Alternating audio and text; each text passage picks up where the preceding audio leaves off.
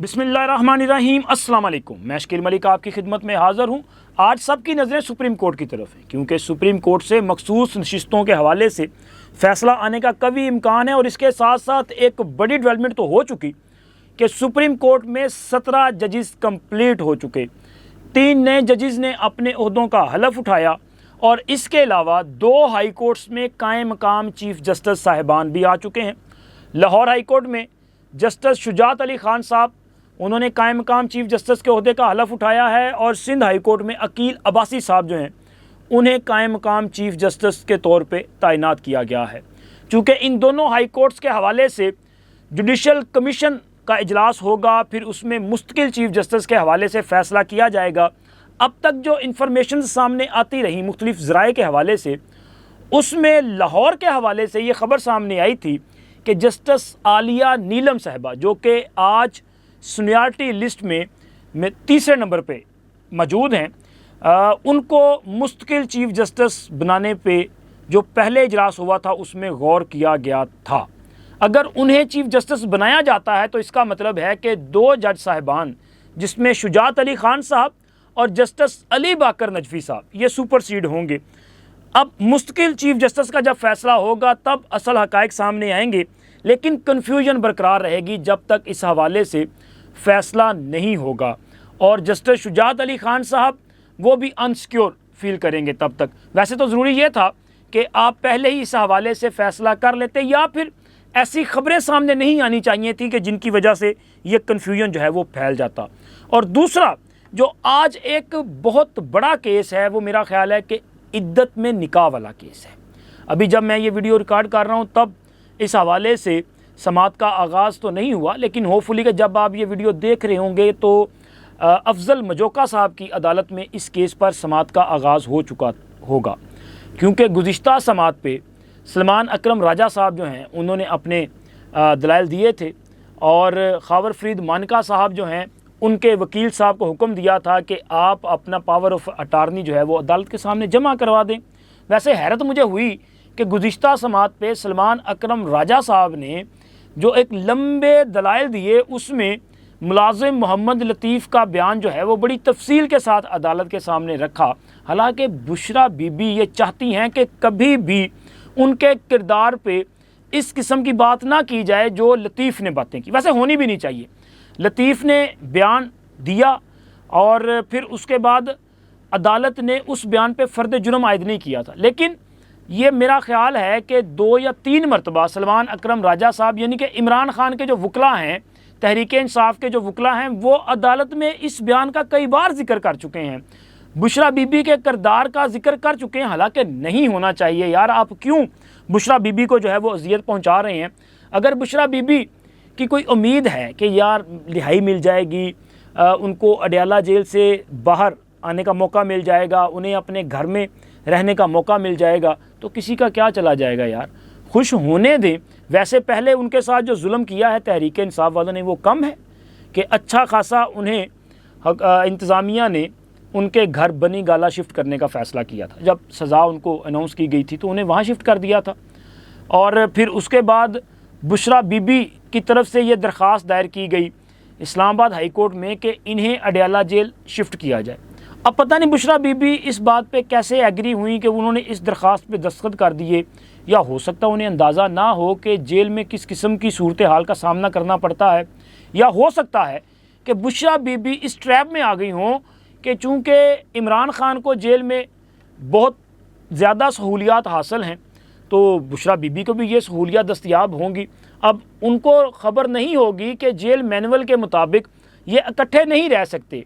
इनको अलग अलग रहना पड़ेगा। इमरान खान के लिए जो मेल पर्सनस के लिए सेल हैं वहाँ पे उनको रखा जाएगा, और बुशरा बीबी के लिए ख़वातीन के जो सेल हैं वहाँ उनको रहना पड़ेगा। हो सकता है इनको अंदाज़ा ना हो, अब जाके इनको अंदाज़ा हुआ जब इनको जेल की जो असल मुसीबतें हैं वो बर्दाश्त भी करनी पड़ी, और उसके साथ साथ मौसम की जो शिद्दत है उसका भी इनको एहसास जो है वो हुआ, तब जाके ज़रा इनको ये पता चल रहा है। तो खैर, अब बुशरा बीबी के हवाले से आज की समाअत बड़ी अहमियत की हामिल है, क्योंकि हो सकता है कि इस पे अदालत कोई फ़ैसला कर दे, क्योंकि इस्लामाबाद हाई कोर्ट ने यह डायरेक्शन दी थी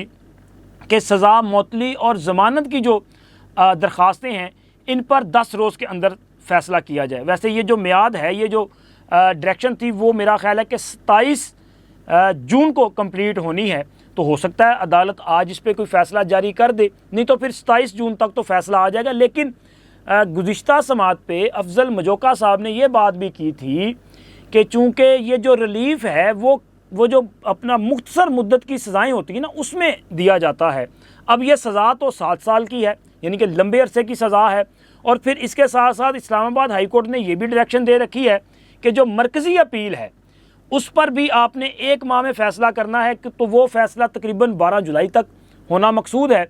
تو ہو سکتا ہے کہ بشرا بی بی کو ریلیف نہ ملے اور انہیں 12 جولائی تک انتظار کرنا پڑے، یہ میرا ویسے خیال ہے۔ باقی جو بھی فیصلہ ہونا ہے وہ تو عدالت نے فیصلہ کرنا ہے۔ اور اسی کے ساتھ ساتھ آج جو دوسرا بڑا کیس ہے وہ مخصوص نشستوں والا کیس ہے، اور اس کیس میں تو کوئی بریک تھرو ہو سکتا ہے، اور ظاہر ہے کہ تیاری تو سب نے کر رکھی ہے نا۔ یہ جو مخصوص نشستیں ہیں وہ واپس ہو سکتی ہیں۔ اب واپس سے مراد یہ بھی لیا جا سکتا ہے کہ یہ مخصوص نشستیں جس طرح کے سنی اتحاد کونسل یا تحریک انصاف والے، ان کا یہ خیال ہے کہ یہ ان کو ملنی چاہیے، ان کی نشستیں بنتی ہیں، ان کو واپس ملیں، تو دوسری طرف جناب یہ نشستیں تو باقی پولیٹیکل پارٹیز کو بھی الاٹ کر دی گئی تھی، تو وہ بھی اس امید پہ ہوں گے کہ یہ نشستیں الیکشن کمیشن اور پشاور ہائی کورٹ کے فیصلے کے مطابق ان کو واپس مل جائے۔ لیکن واپسی کا پروسیس تو ہونا ہی ہونا ہے۔ اب دیکھیں یہ کہاں جاتی ہیں کہاں نہیں، کیونکہ جسٹس اطہر من اللہ صاحب نے کل سماعت کے دوران ایک اپنی وہ جو کہتے ہیں نا خواہش، اس کا اظہار کیا۔ ویسے تو انہوں نے ریمارکس دیے تھے، سوال اٹھائے تھے، لیکن انہوں نے یہ کہا کہ یہ جو انتخابی نشان والا معاملہ تھا وہاں سے اس پورے پروسیس کا آغاز ہوا، تو وہیں سے معاملات کو ٹھیک کیا جا سکتا تھا۔ انہوں نے کہا کہ اگر انتخابی نشان والا فیصلہ تھا بھی تو تب بھی یہ لوگ جو ہیں وہ تحریک انصاف کے امیدوار کے طور پہ کنسیڈر کیے جا سکتے تھے۔ پھر عدالت میں یہ بات بھی آئی کہ اگر یہ لوگ سنی اتحاد کونسل میں شامل ہو سکتے ہیں، سنی اتحاد کونسل کو پارلیمانی پارٹی کے طور پہ ایکسیپٹ کیا جا سکتا ہے، تو تحریک انصاف کو کیوں نہیں؟ کیونکہ اگر تحریک انصاف کو پارلیمانی پارٹی کے طور پہ ایکسیپٹ کر لیا جاتا اور یہ لوگ جو ہیں وہ سنی اتحاد کونسل کی بجائے تحریک انصاف میں شامل ہونے کا جو ہے وہ فیصلہ کرتے، تو آج شاید سچویشن ڈیفرنٹ ہوتی، کیونکہ تحریک انصاف نے تو مخصوص نشستوں کے لیے لسٹ جمع کروائی تھی۔ اچھا یہ الگ بات ہے کہ انہوں نے صرف 2 خواتین کے نام جو ہے وہ الیکشن کمیشن میں جمع کروائے تھے، لیکن چونکہ اس سے پہلے ماضی میں یہ مثال موجود ہے کہ اگر آپ نے پہلے سے لسٹ جمع کروائی ہو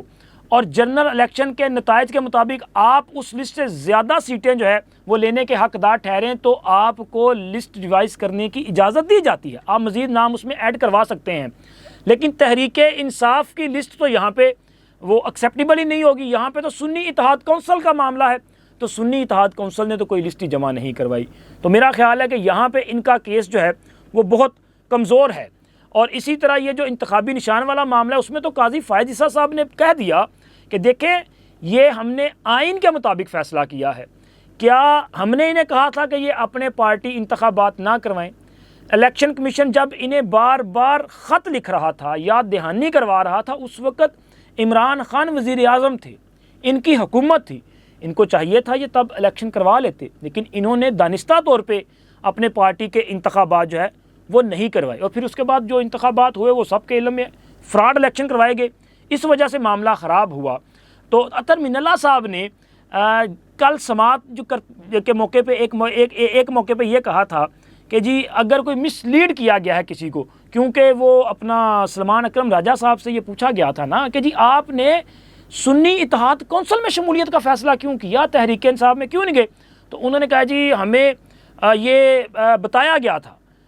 پتہ نہیں کس نے بتایا تھا کہ جی آپ اگر تحریک انصاف میں گئے تو تحریک انصاف کا معاملہ تو چیلنج ہو جائے گا جا کے سپریم کورٹ میں، اور تحریک انصاف کی رجسٹریشن جو ہے وہ منسوخ کر دی جائے گی یا معطل کر دی جائے گی، تو لہٰذا اس وجہ سے ہم سنی اتحاد کونسل میں چلے گئے۔ تو اطہر من اللہ صاحب نے کہا کہ اگر معاملہ مس لیڈ کیا گیا ہے کہیں نہ کہیں سے، تو جناب اس کرائسس کو ٹھیک بھی کیا جا سکتا ہے۔ تو ٹھیک کرنے کا مطلب کیا ہے؟ مطلب یہ ہے کہ آپ ان سنی اتحاد کونسل والوں کو ایک موقع فراہم کریں کہ آپ جا کے دوبارہ فیصلہ کریں اور آپ پاکستان تحریک انصاف میں شمولیت اختیار کریں تاکہ آپ کو مخصوص نشستیں مل سکیں۔ اچھا، یہ آئین کے مطابق ممکن نہیں ہے، ہاں نظریہ ضرورت کے تحت ممکن ہے، جس کا ذکر بار بار اطہر من اللہ صاحب اور منیب اختر صاحب کر چکے ہیں۔ اب نظریہ ضرورت تو دفن کیا جا چکا، قاضی فائز عیسیٰ صاحب اور بینچ کے دیگر ججز بار بار یہ بات کر چکے کہ ہم نے تو آئین کو دیکھنا ہے، آئین کی تشریح ہم نے کرنی ہے، آئین کے مطابق فیصلہ کرنا ہے۔ اب آئین تو اس کی اجازت نہیں دیتا، تو پھر کیسے یہ سارا کچھ ممکن ہوگا؟ اس کا مطلب یہ ہے کہ عمران خان، سنی اتحاد کونسل یا تحریک انصاف، انہوں نے جو تیاری کر رکھی تھی نا، یہ ساری کی ساری پہ پانی پھر جائے گا، کیونکہ ان کی خواہش پوری نہیں ہو سکتی۔ آئین کے مطابق چیزیں آگے بڑھیں گی تو الیکشن کمیشن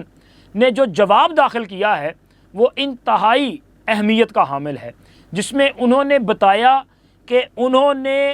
آئین کی تشریح کرتے ہوئے کس قانون کے تحت یہ نشستیں سنی اتحاد کونسل کی بجائے دیگر پولیٹیکل پارٹیز کو دی،